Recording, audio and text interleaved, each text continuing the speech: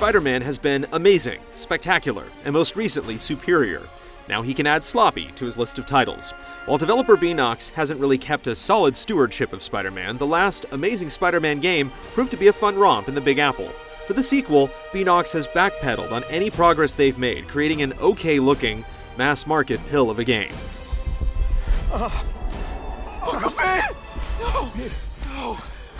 Call an ambulance! First and most offensive is the new semi-skill-based web slinging, asking you to alternate hands and be conscious of your vertical surroundings. Sounds good on paper, especially as endless forum debates of what Spidey is attached to have raged on in the past. In practice, it feels clunky, with audio feedback hammering in negative buzzes and chastising one-liners.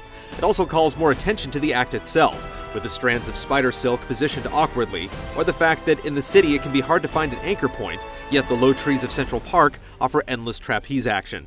Another fly in the ointment and not in the web is the fact that certain missions, mainly indoors, change the controls ever so slightly, heaping on the frustration and limiting moves. There's still some exhilaration and mastery in keeping low, carving valleys in the streets, but like combat, the changes seem more interested in delivering slick animations than slick slinging. Even in New York, sometimes there's nothing to swing from.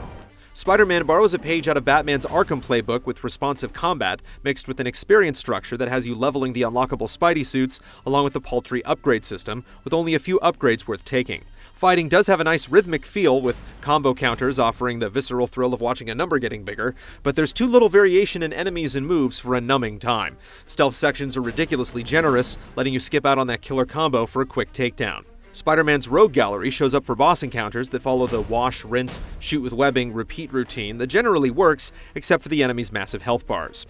I just needed an equalizer. Story-wise, we get a weird animatic glimpse into Peter Parker's defining moments before being stapled onto the loose connective tissue of Kingpin, Black Cat, and company. In comic terms, it feels like a series of one-shot issues, with an undertone that never fully forms. Spider-Man constants like Aunt May and J. Jonah Jameson are given pithy cameos. The big moral crux is if Spider-Man can kill, which seems to be the trope du jour for superheroes these past few decades. I can check that one off my list. While bumbling around the city, you'll be alerted to crimes and hazards, side quest stuff. These micro-missions are tied to a notoriety system that can lead to the open world treating you as a hostile, but certain missions will push the needle regardless, and repeating the missions over and over again is tedious, although the Russian hideout missions do net some goodies, like new suits.